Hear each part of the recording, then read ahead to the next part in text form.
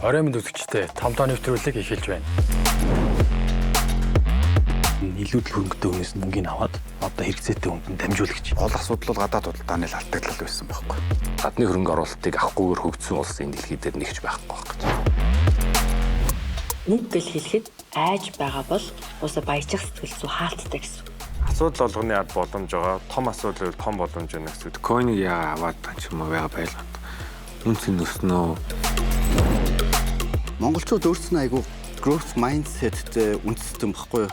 Та тэр ажлын цалингаа нэмсэн үү? Нэмлгүй яах вэ? Нэмсэн. Дотор төхөөсөн мөнгө маань ингээ байхгүй болцсон. Энэ нөгөө хэрэглээ. Зүгээр яг л хэрэглээ. Хөрөнгө оруулалт юунд орж байгааг мэдэхгүй ирнэ дагаад орчдөг. Энд нэг луунд чинь онцчлогс ирэх юм бол айхтар зүйл болно гэх. Тэгэл эдийн засгийг тэнд байдаг одоо нэг хэдэн ухаантай улсуудын боддог хийдэг ажил гэж юусоо бодож хэрэггүй. Та бол одоо гэртээ сууж байгаа, телевизээр сууж байгаа үзэгч бол та өөрөө эдийн засгийн нэг бүртгэл хийсэн. Эдийн засаг санхүүг хэлбэрээр хүргэнэ. Том тоо нэвтрүүлэг. Орой минь үзэгчтэй том тоо нэвтрүүлэг эхэлж байна. Өнөөдрийн бидний ярилцах сэдэв хөрөнгөний зах зээл. Энэ талаар яриа өрнүүлэхээр хоёр зочин маань студид хүрэлцэн ирсэн байна. Та бүхэн үзэгчд өөрсдөө танилцуулна. Сайн байцгаана уу? Өнөөдрийн нэвтрүүлгийн зочин хөтлөгчөөр оролцох эдийн засаг Батбаяр шиг байна. Хүрэлцэн баярлалаа. Сайн байцгаана уу? Намайг Баяр сайхан гэдэг санхүүч хөрөнгө оруулагч мэргэжилтэй. За хүрэлцэн баярлалаа. Гурлаа өнөөдөр хөрөнгөний зах зээл гэж юу вэ гэдэг сэдвээр ярилцъя. Тэгээд эхний асуултыг оршихоос эхлэе. Хөрөнгөний зах зээл гэж юу юм болоо? Хүмүүс аягүй ярилцдаг шүү дээ, тэ. Монголд анх 1991 онд л анх хөрөнгөний бирж байгуулагдчихсан гэж бодохоор энэ зах зээл маань 30 гаруй жилийн түүхтэй юм шиг. Тэгээ хүмүүс сүүлийн үед нэлээд сонирхдаг болж байна. Гэхдээ статистик тоо мэдээлэл харахаар манай улсын нийт иргэдийн нэг 10 орчим хувь нь хөрөнгө оруулагч буюу хөрөнгө оруулалтын настай гэсэн тоо статистик байдаг юм билээ. Оршихуй хувьд хөрөнгө оруулалт хийдэг үү? Өөрөө чи хувьд хөрөнгөний зах зээл гэж юу юм?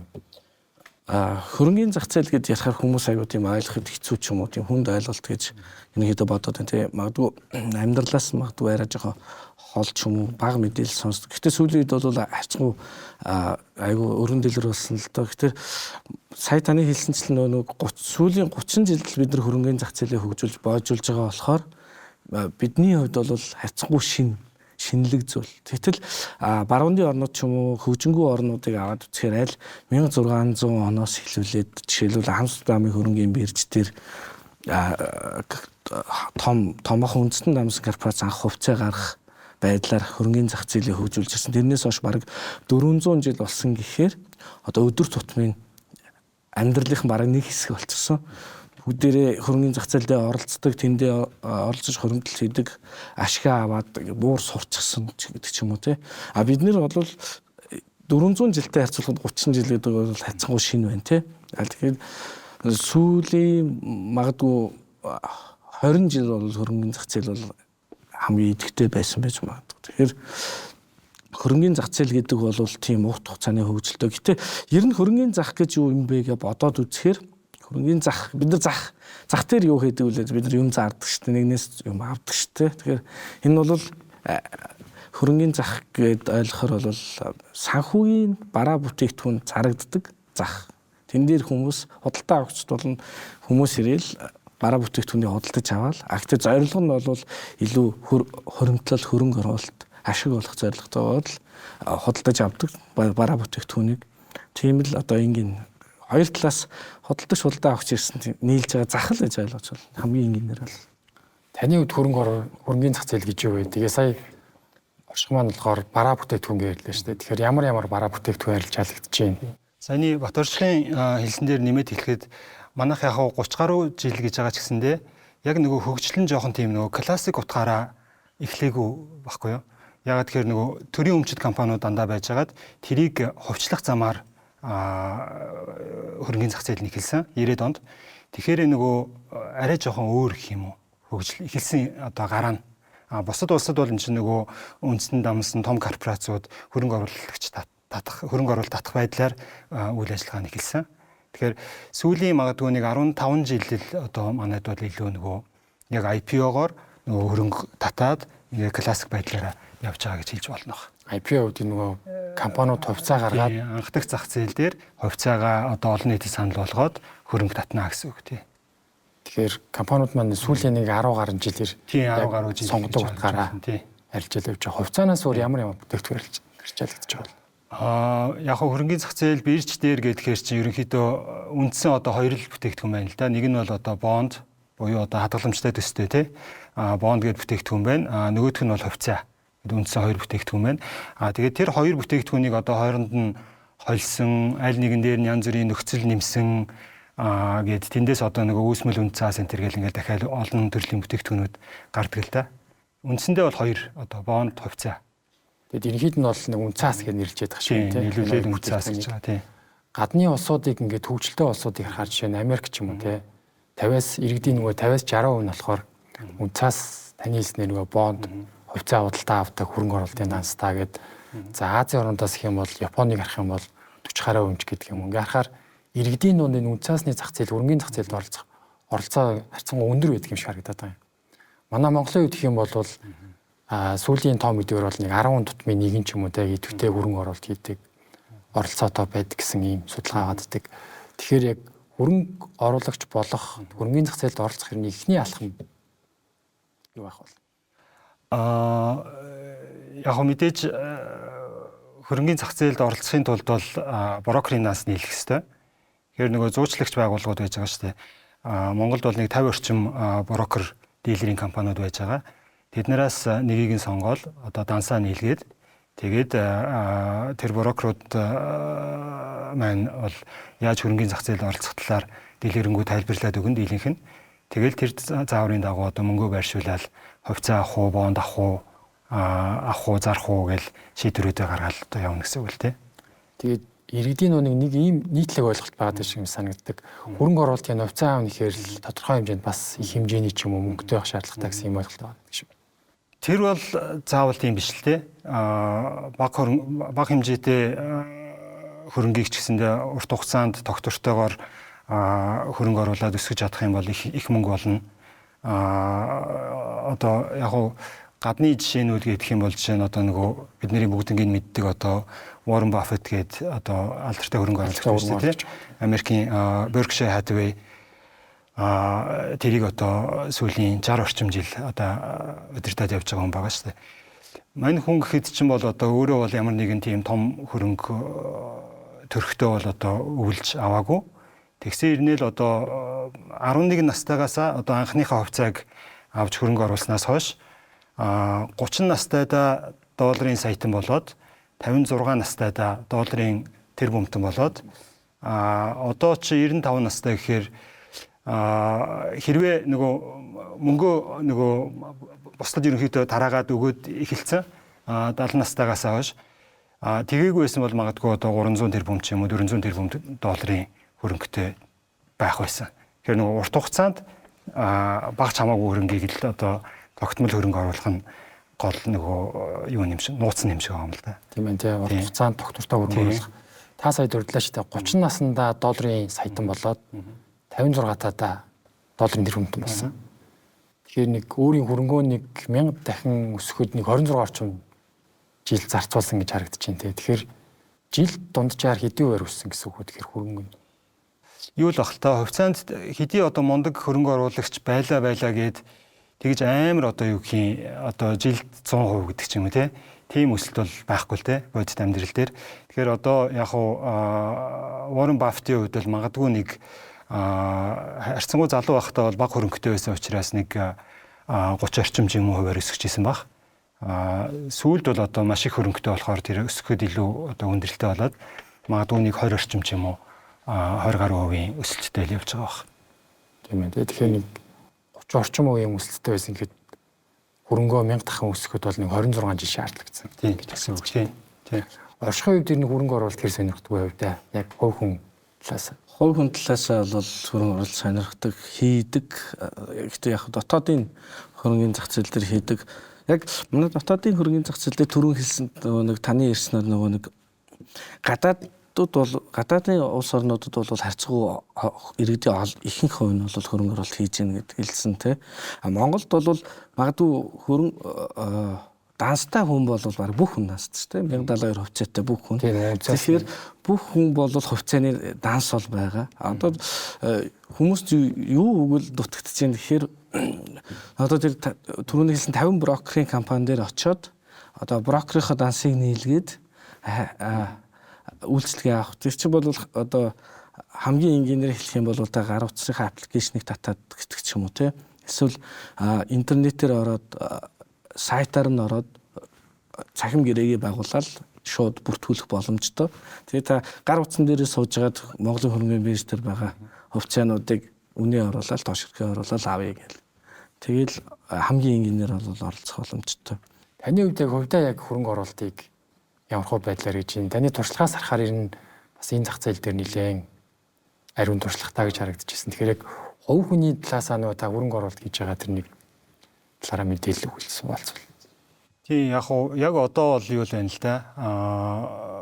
Монголын хөрөнгөний бирж дээр хөрөнгө оруулж байгаа.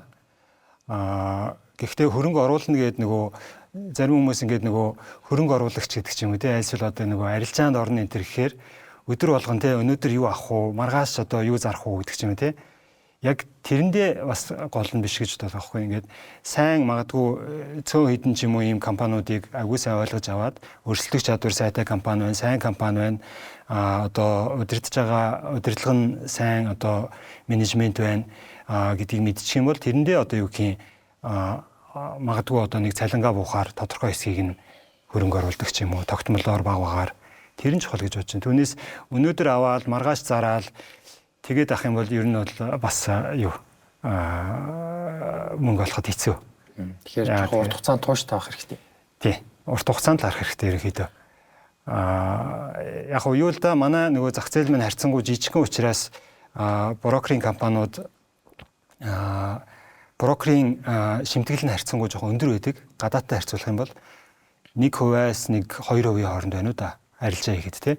Гадаадд бол баг мэдрэхдэггүй шүү дээ. Зардал нь магадгүй нэг одоо юу гэх 0.1% ч юм уу. Тиймэрхүү л байгаа бох. Дийлэнх тохиолдолд. Тэгэхээр бол юу гэх арилжаа аваа зараад байж болно. Монголд бол тэгэхэд бол жоохон хүндрэлтэй. Тэгэхээр арай жоохон илүү урт хугацааг л харах шаардлагатай.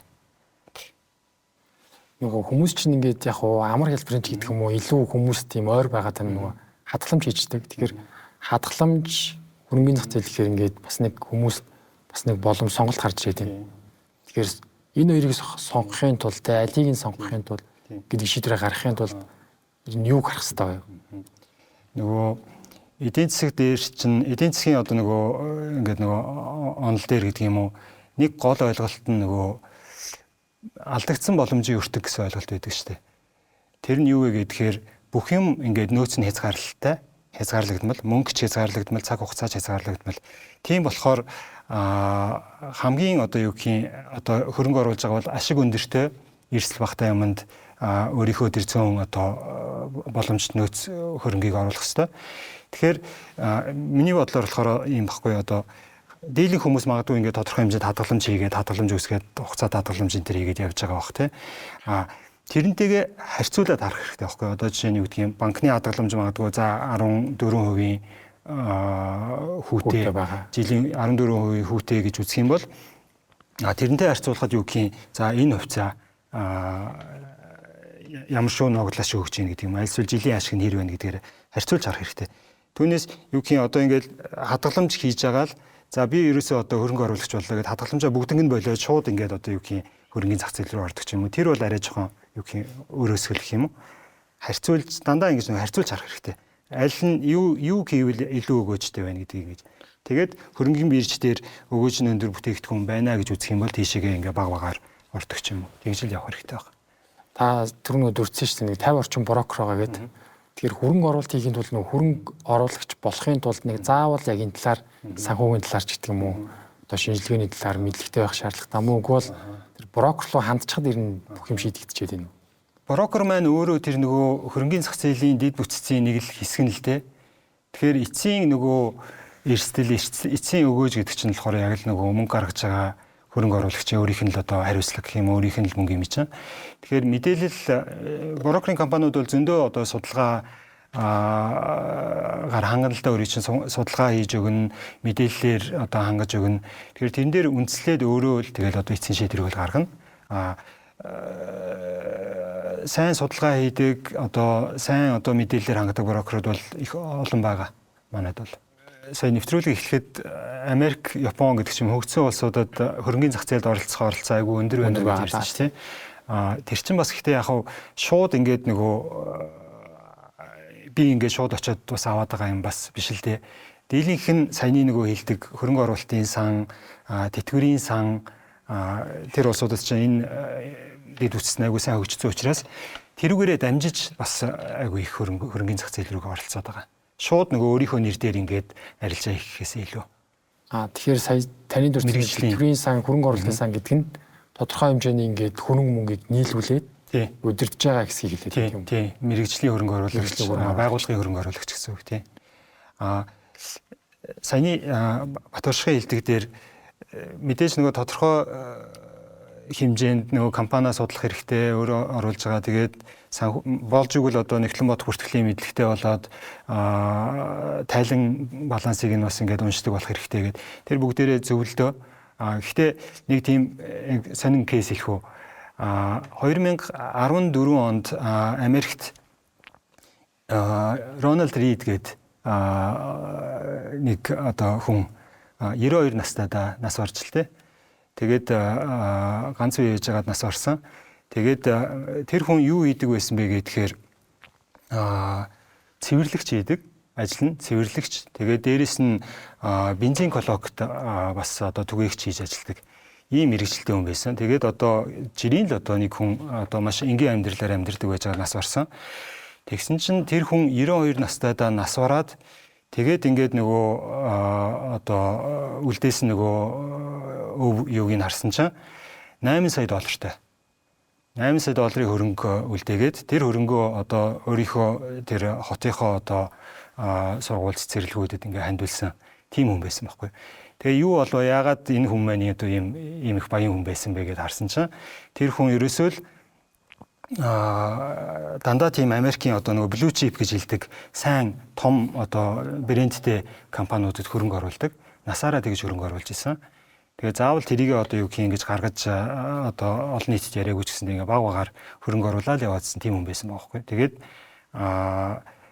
тэгээ нөгөө Википедиагийнх нь хуудсан дээр нь юу гэж байдаг вэ гэхээр Рональд Рид цэвэрлэгч, бензин колонкт ажилладаг. Тэгээд нөгөө филантропист буюу одоо нөгөө баячууд нөгөө тийм филантропист гэдэг чинь нөгөө сайн үйлсэд мөнгө хандуулдаг тийм хүн гэдэг. Айгүй тийм сонин түүхтэй. Тийм хүний юу байдаг. Та сайн нөгөө blue chip гэдээ ирлээ шүү дээ. Тэр нь тэгэхээр ерөнхийдөө нэг нэр хүндтэй том компаниуд гэдээ ойлгож болж байна шүү. Тийм яг хав blue chip гэхээр магадгүй одоо юу гэх юм Америкийн хамгийн одоо том 500 компани гэдэг ч юм уу тийм магадгүй.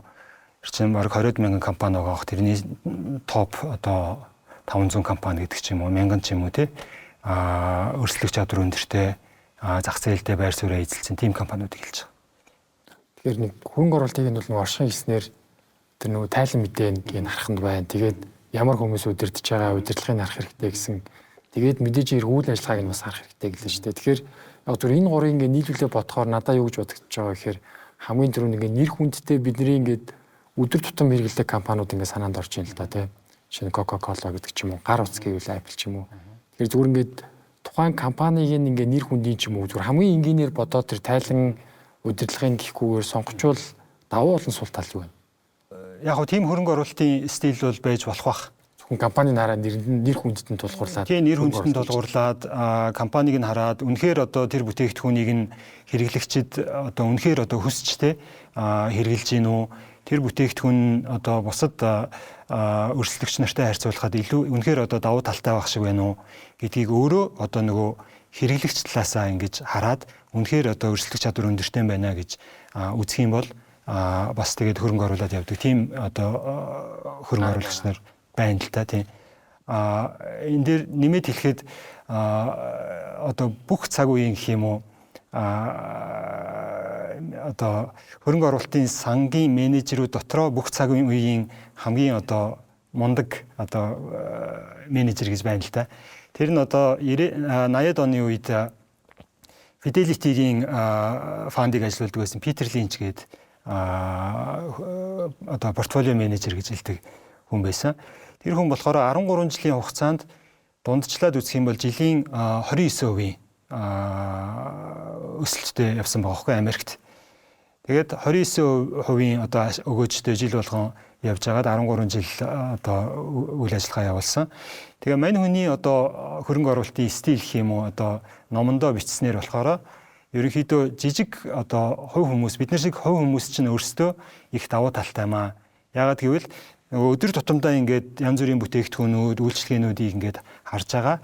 Тэрэн дотроосоо ингээд үнэхээр одоо сайн компани байна уу, сайн бүтээгдэхүүн байна уу гэдгийг өөрөө ингээд өдөр болгон л бид нар чинь хүн сэтж байгаа, юм ууж байгаа, гар утас судалдаж авж байгаа, ашиглаж байгаа тий.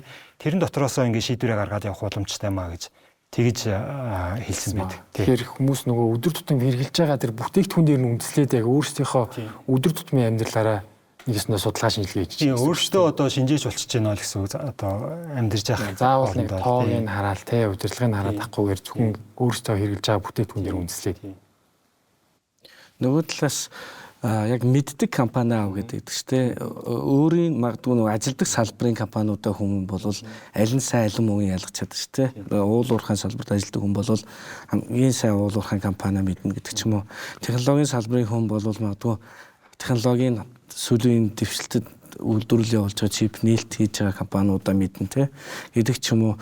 Яг өөрийнхөө ажилдаг салбарын хүмүүс сайн мэддэг. Тэгэхээр яг тэр мэддэг компанийнхаа хувьцааг авах нь бас нөгөө талаа сайн хөрөнгө оруулалт болж чадна гэдэг зөвлөгөөнүүд. Хүмүүс нөгөө ярьдаг штэ ингээд өндгөө нэг сагс нийхгүйгээд тэгээ мэддэг гэдэг нөгөө бүх хөрөнгө оруулалтаа ингээд нэг компанид ч юм уу хийх нь бас учир дутагдaltaй байх юм уу. Тэгэхээр олон компани сонгоё нөгөө багц бүрдүүлэх гэвэл ер нь юу анхаарах хэрэгтэй.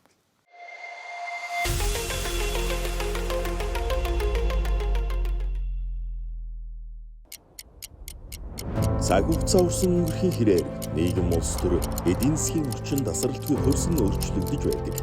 Энэ өөрчлөлтөд хурдтай дасан зохицож, санхүүгийн ухаалаг удирдах нь өнөөдөр та бидний ирээдүйнхээ өсөлтийн төлөө хийх хамгийн чухал зүйл юм. Судалгаа шинжилгээнд суурилсан оновчтой шийдвэр гаргалт, урт хугацааны доктортой үн цэм бүтээх найдвартай хамтрагч танд энэ асуудлыг тань даван туулж, ирээдүйн бодит өсөлтийг бий болгоход туслана. Таны мөнгөний менежер Мангал Капитал.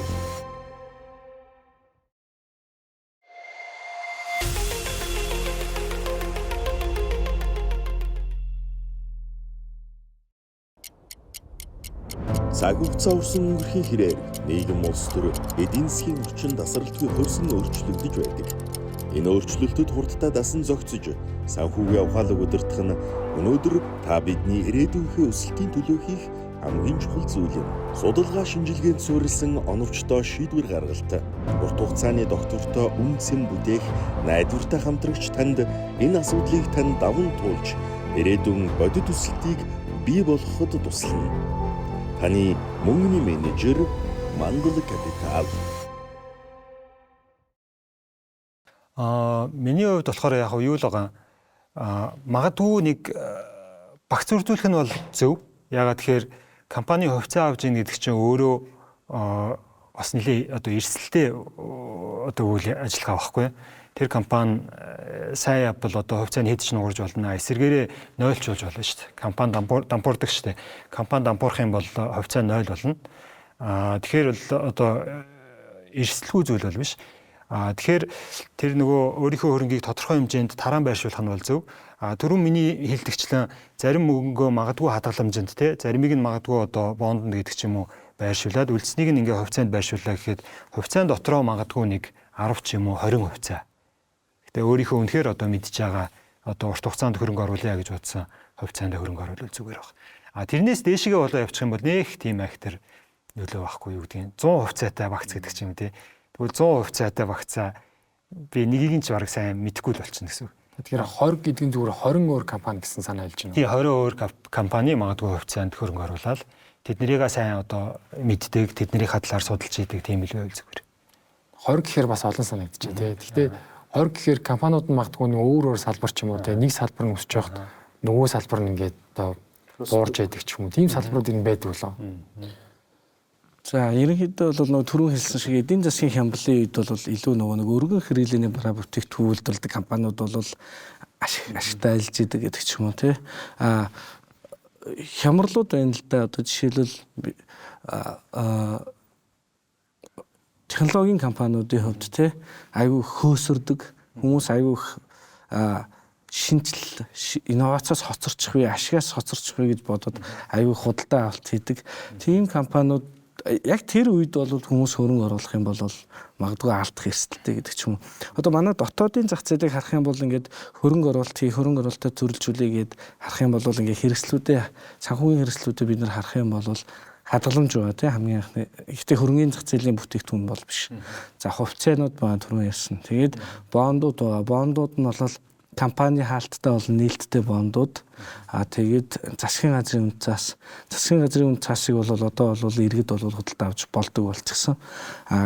Компаниуд бол дийлэнх нь бол жишээлбэл хаалттай зах зээл дээр хөрөнгө оруулалт хийж явж байгаа. Хаалттай зах зээл дээр бондоо босгож хөрөнгө оруулалт таталж явж байгаа. Гэдгийг та тайлбарлавал. Хаалттай гэдэг нь энгийн үгээр хэлэх юм бол олон нийтэд ингээд зар суртал санал болгохгүйгээр хязгаарлагдмал хүрээнд мэргэжлийн хөрөнгө оруулагчдад худалдаа аваачаа гэж ингэж санал болгодог. Тэр нь яагаад тийм байдаг вэ гэхээр нөгөө харьцангуй эрсдэл өндөртөө одоо тийм магадгүй нөгөө хөрөнгөний бирж дээр гарснаас бол харьцангуй эрсдэл өндөртөө гэж үздэг. Тэгээд хүүний хувьд бол одоогоор бараг нэг 18-аас 20% байгаа. Гэхдээ хөрөнгөний бирж дээр гаргасан бондоос нэг сул тал нь бол татвар нь 10%.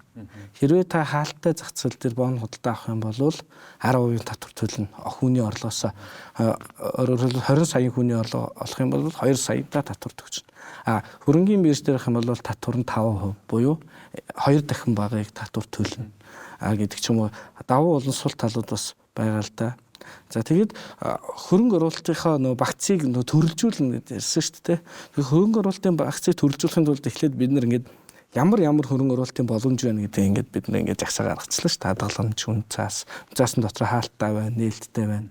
За хувьцаа нь бол олон салбарын хувьцаа тий банк, даатгал, за үйлдвэрлэлийн компаниудын хувьцаа гэдэг ч юм уу тий олон салбарын хувьцаа нь байгаа юм. Энэ хувьцааны дотор бол түрүүн хэлсэнчлэн 20 компани авчихад бол ерөнхийдөө төрөлжчихдөг. Тэрнээс дэше бол нэг төрөлжлөлтийн үр нөлөө болгоных гарахгүй.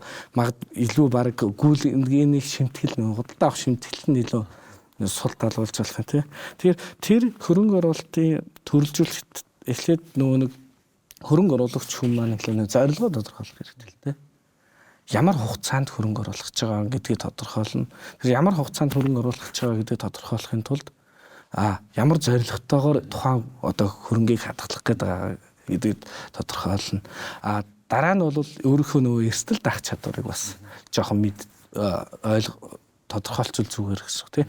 Одоо хувьцаа бол хамгийн эрсдэлтэй тийм. Яг тэгвэл компани үйл ажиллагаанд тоглодоо дампуурлаа гэж бодох юм бол хамгийн сүүлд хувьцаа эзэмшигчдэд бол хөрөнгийн үлдгэсийг өгдөг. Дараа нь бол компани бонд. Тэгээд банкны хадгаламж. Тэгээд засгийн газрын цаас гэдэг эрсдлийн хувьд бол хамгийн эрсдэлгүй засгийн газрын үнцас яагаад гэвэл төр иргэн бидний татврын одоо орлогоор буцаан төлөх боломжтой гэж үздэг учраас хамгийн эрсдэлгүй гэж үзэж байгаа. Тэгэхээр бид нэр эрсдлээ тодорхойлоод дараа нь хөрөнгө оруулах хугацаагаа тодорхойлчих юм бол хүссэн хүсээгүй ямар санхүүгийн хөрөнгөдөд одоо хөрөнгө оруулалтаа хийж төрөлжүүлэх боломжтой вэ гэдэг тэр асуултан дээрээ очино гэсэн үг. Тэгээд дараа нь магадгүй эрсдэл дургүй хүн байх юм бол магадгүй банкны хадгаламжийг сонгож болно те. Яг бол Монголд бол 20 сая хүртэлх банкны хадгаламж даатгалтай. Тэгэхээр 20 сая хүртэл бол банкнд даатгалтай ямар ч эрсдэлгүй гэсэн үг шүү дээ. Төр даатгацдаг юм чинь. Тэгээд тодорхой хэсгийн магадгүй компани бонд руу ч гэдэг ч юм уу те. Тэр дундаа магадгүй нээлттэй бонд байвал арай эрсдэл бага. Яагаад гэвэл зохицуулалт өндөртөө нөгөө санхүүгийн зохицуулах хороо гэх мэт байгууллагууд байнга хинжээдэг, байнга санхүүгийн тайлан бусд мэдээлэл ил тод байлгахыг шаардж идэг. Илүү ил тод илүү мэдээлэл сайтай байна гэдэг чинь илүү эрсдэл багтал гэсэн үг шүү дээ. Бид нар илүү сайн тэрнийхээ талаар мэдчихин гэдэг ч юм уу. Дараа нь хаалттай бонд руу гэдэг ч юм уу. Магадгүй илүү эрсдэлгүүлэх чадвартай нөхөр бол хүн болвол магадгүй хувьцааг илүү багцтай төлхөө сонирхож болно тий 50-70% гэдэг ч юм уу. Тэгээд бусад хөрөнгүүд рүүгээ шилждэг ч юм уу. Энэ тэгэхээр яаж хөрөнгө оруулалтаа төрөлжүүлэх вэ гэдэг чинь та хэр эрсдэл авч чадах уу гэдэг. Дээрээс нь таны хөрөнгө оруулалтын зорилго ямар вэ гэдэгтэй чинь уйлдаж энэ асуултанд хариулсныхаа дараа магадгүй дараагийн тэр хөрөнгө оруулалтаа шийдвэрт гаргах хэрэгтэй хөрөнгө оруулалтаа шийдвэрүүд гаргах хэрэгтэй гэсэн үг. Гэтэ ингээд тоо статистик харахаар те сая өмнө хэлсэн нөгөө ингээд 10 хүн тутмын нэг нь одоо идэвхтэй гэхээр нийт хүн амын маань нэг 10% ч юм уу хөрөнгөний зах зээл идэвхтэй оролцдог. Хадгаламжтай юу гэхээр энэ баг 80-90% те бүхэн хадгаламжтай. Тэгэхээр хүмүүс ингээд хадгаламж хийж байгаа мөртлөө энэ хөрөнгөний зах зээлд оролцох оролцоо сул аваад байгаа юм шиг. Ингээд зүгээр тоо статистик харьцуулахаар байгаа. Тэгэхээр саяны оршихын гэсэн тэр нөгөө эрслээс зайлсхийгээд хадгаламж руу ингээд 80-90% яваад байгаа мó. Үгүй бол яг тэр нөгөө хөрөнгөний зах зээл рүү оролцохтой мэдлэг тэр эрсдэл саяны нөгөө өөртөө тавьсан асуултуудаа хариулахдаа жоохон ингээд хойш тавиад байна уу? Яг уу гэхдээ юу л та энэ чинь хүмүүс ажил амьдралтай тий тэгээ тэр болгон хөрөнгөний зах зээлийг ингээд судлаад заавал одоо юу гэх за энэ хувьцааг авъя. За Монголд байгаа 150 компаниас энийг нь авъя гэж судлаад байхаас цаг зав хэцүүлтэй хүн болгон тэгж яах. Тэгэхээр магадгүй тэр нөгөө сайн брокеринг компаниуд нь харилцагчтай мэдээлэл сайн өгдөг. Тэгээд магадгүй тэр нөгөө хөрөнгө оруулалтын хөтөлбөр гаргаж өгч болно шүү дээ. Сар болгон та одоо тэдэн төгрөгөөр ингээд оруулаач. Ингээд бид нэр одоо сар болгон тэдэн хувьцаа санал болгоё гэдэг ч юм магадгүй те.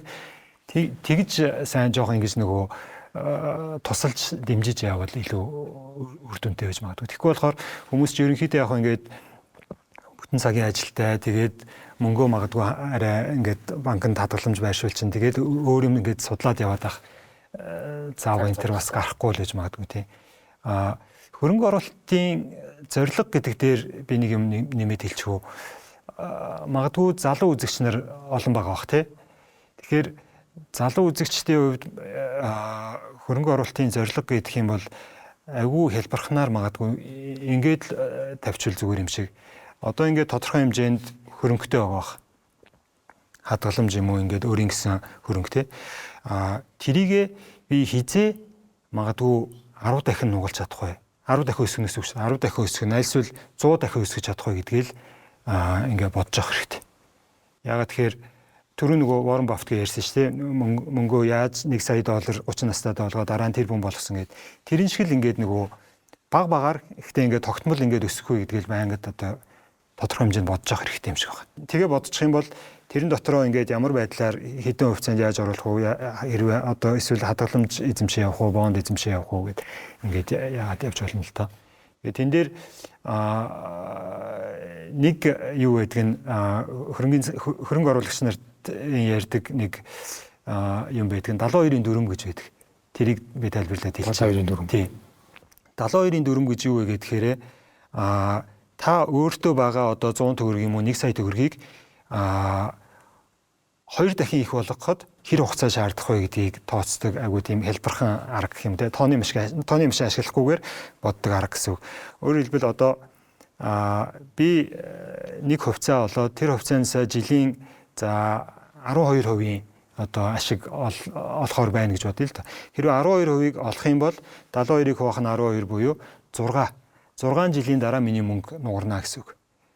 Хүүгээс хүү тооцоод ингэж тооцож байгаа байхгүй. Хэрвээ би өшөө мундаг хөрөнгө оруулагч байгаад 24%-ийг олдог байх юм бол 72-ыг хуваах нь 24, 3 жилийн дотор мөнгө маань нугарна гэсэн.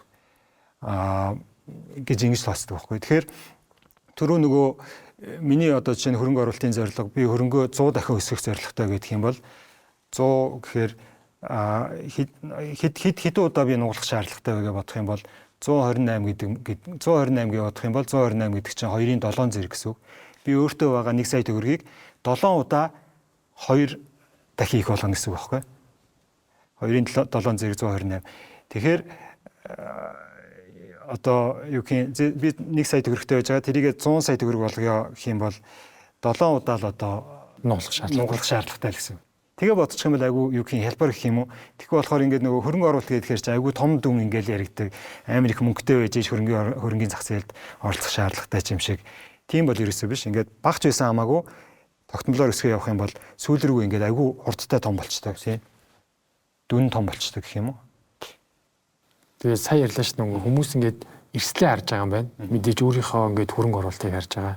Тэрнээс гадна ингээд бус найзуудынхаа ч юм уу те ингээд гадны нөлөөнд автаад нэг хоцорчих вэ ийшээ ингээд шуурж ийн гэд ингээд хүмүүсийг нэг дагах сэтгэхгүй яваад идэг шүү дээ.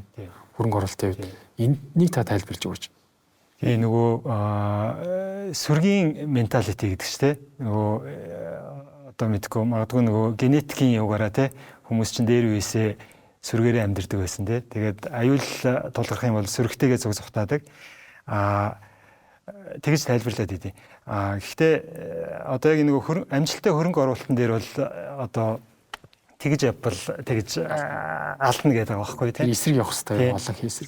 Сүүлд нөгөө гарсан үг чинь нөгөө FOMO гэж ярьдаг шүү дээ. Fear of missing out буюу одоо нөгөө стас учрах. Тийм хажуугийн найз чинь нөгөө янз бүрийн юмд хөрөнгө оруулаад мөнгө олоод хахад чи олохгүй ингээд оруулахгүй суугаад байвал жоохон юм нөгөө тэнийг юм шиг болчих учраас заавал ингээд дагаад орчдөг гэдэг ч юм тий. Сайн хөрөнгө оруулалт юунд орж байгааг мэдэхгүй ирнэ дагаад орчдөг. Тэр бол хамгийн одоо юу гэх юм хөрөнгө оруулалтын дээр бол аюултай зүйл юм тий. Буруу дадал. Буруу. Тэгээд нөгөө өөрөө яг юугаа мэдж байгаа вэ гэдгийг эцээ өөрийн чинь мөнгө юм чинь тэрийг би үнэхээр ойлгож гин үү энэ хувьцаанд оруулснаар ямар эрсдэл байх вэ гэдгийг ингээд сайн бодож байгаа. Өөрөө л эцсийн шийдвэрээ гаргаж орох хэрэгтэй. Хүн дагаж бол ерөөсөө болохгүй. Тэгэхээр өөрөө шийдвэр гаргах хэрэгтэй. Ер нь бусдын дагаж явах тийм юм. Тийм. Тэгээд ингээ ярихаар хөрөнгө оруулахын тулд эхлээд зорилгоо тодорхойлох хэрэгтэй юм байна тий. Тэгээд зорилго маань илүү ингээд тоогоор хэмжигддэг байл илүү амар юм шиг байна тийм үү. Одоо би жишээ нь өнөөдөр байгаа хөрөнгөө мөнгөө 2 дахин үсгэхийн тулд хэдэн жил шаардлагатай бай. Тэр нь нөгөө таны хэлсэн саяны тэр аргаар бол айгүй хэлбэрхэн гараад ирэх юм шүү дээ. Тэгэхээр ирээдүйд үнэлж ирнэ хөрөнгө оруулалт хийн. Гэхдээ тэрийг нь бид нэр товчхондоо бол үнц гэж хэлээд байна тий. Тэгэхээр хамгийн товчхондоо ирээдүйд бий болох тэр үнц нь одоо байгаа үннээсээ өндөр байх юм бол худалдаж аваад гэдэг санаа хэлээд байгаа шүү. Тэгсэн үг. Гэтэ мэдээж зөрүү нэлээд том бах хэвээр л доо. Хувьцаанд 100 төгрөг байгаад бидний нөгөө тооцож байгаа үнц нь маань 120 байх юм бол магадгүй нэг хектар том зөрүү биш тий 20% гэсэн үг шүү дээ. Тэгээд хизээ 20% руу очиж байлээ тий. Магадгүй зөрүү нь 100% ч юм уу тий. Тэрнээс илүү байвал илүү одоо сонирхолтой байхгүй. Тэгээд тэр нөгөө тооцоод байгаа үнцийг гээд байгаа зүйл маань хэдий жоохон юм хийсвэр боловч ер нь бол тухайн компани одоо эх 10 жил, эх 20 жил тэр олж байгаа орлого тэгээд үүсгэж байгаа ашигын л одоо бүгднгийнх нь нийлбэрийг л одоо тэр нэг тоон дээр л авчирч тавьж ийн гэсэн үг л тийм. Тэгэхээр ингээд хөрөнгөний зах зээлийг ярихаар ингээд хамгийн сонирхолтой хэсэг нь энэ юм шиг санагдаад байна надаа. Үнц нь гэдэг хоёр зүйл яриад байгаа. Тэгэхээр хадгаламж дээр бол нөгөө үнц нь айгүй тодорхой байгаа тийм. Сая сарын дараа, жилийн дараа хэд болох вэ гэдг нь миний бодлоор бол үнц нь айгүй тодорхой юм санагдаад байна. Энэ нэг талаасаа болохоор эрсдэлгүй гэж хэлээд байгаа санаа нь хөрөнгөний зах зээл дээр хүн болгоны хувьд нөгөө тэр хувьцаан дээр ирээдүйд бий болох тэр тэ үйл явдал орлого ашигын тооцоолоод гаргаж байгаа тэр хэсгийг үнцийг гэж байгаа. Гэхдээ тэр нь бас тодорхойгүй байдал байгаа учраас тэрийг нь эрсдэл гэж хэлээд байгаа гэж ойлгож байгаа. Тийм болохоор тодорхой хэмжээнд таран байршуулад багц одоо үүсгэх ёстой л гэсэн үг шүү дээ. 10% ч юм уу 20%. Тэгэхээр одоо сая хийсэн нөгөө үнцийг хэдүүлээд тэгвэл тооцдог тэр арга талаар нь дэлгэрүүлж ярил. Юу юм шиг байгаа. Үнцнийг бүх компани дээр тооцож болно.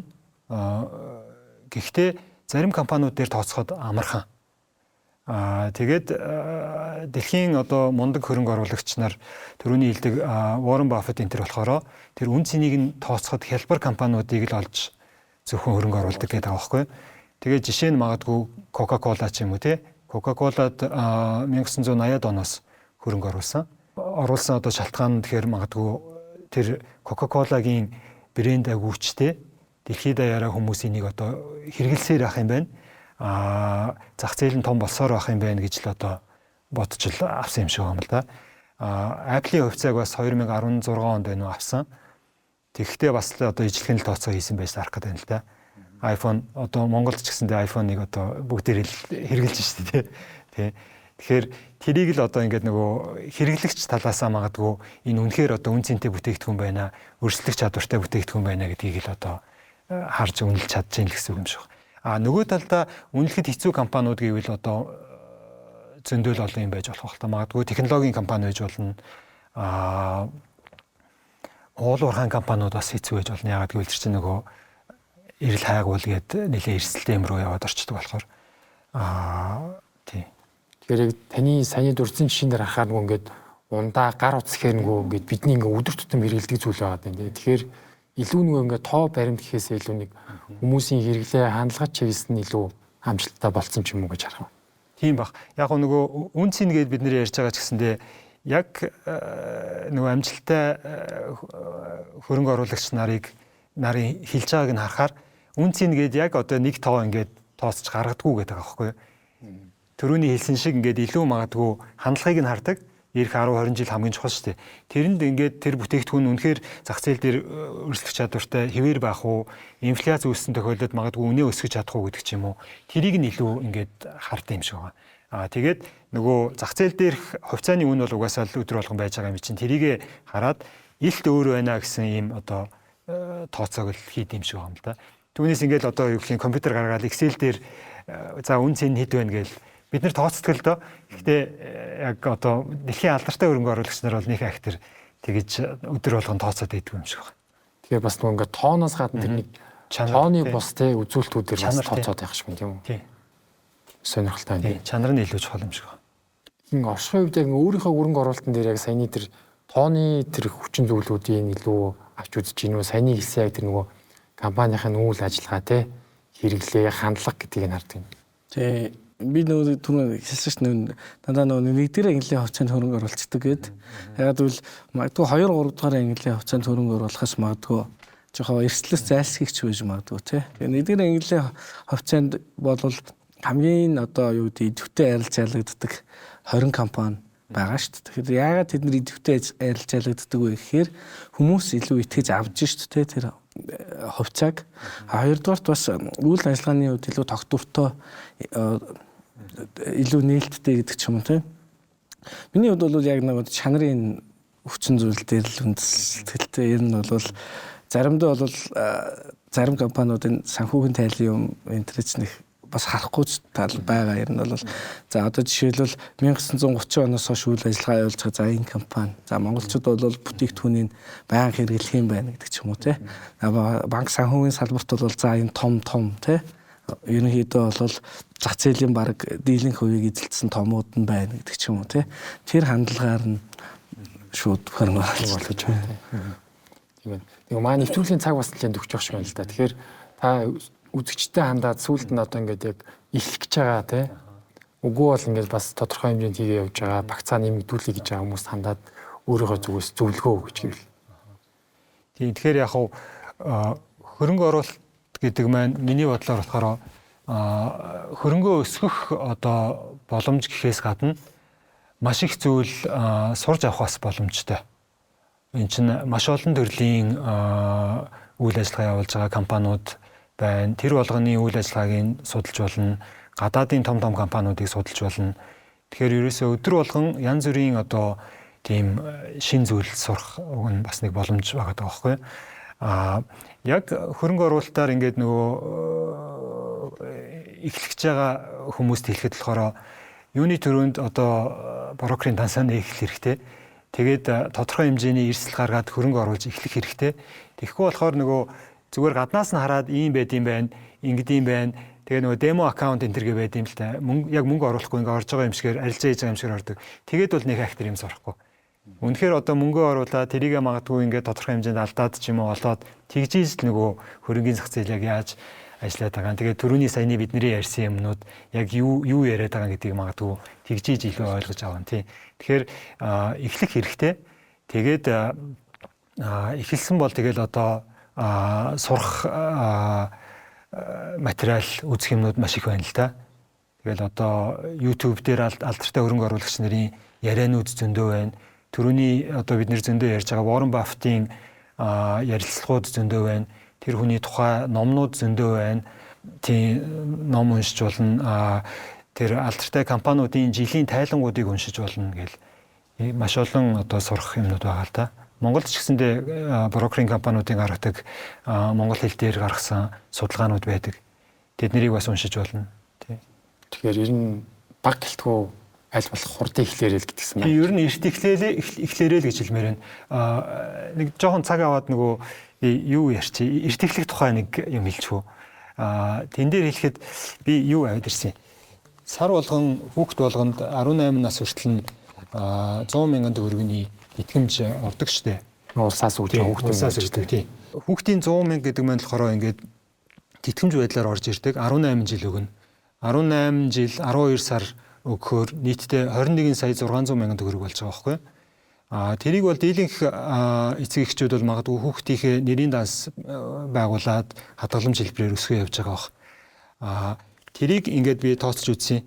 Магадгүй жилийн хадгаламжийн хүү 14% гээд те үзэх юм бол тэрийг 18 жил хоримтлуулад хүүхэд нь 18 настай болоход нь хэд болж өсөх вэ гэхээр за 14%-аар өсөх юм бол 90 сая төгрөг болох юм байна гэж.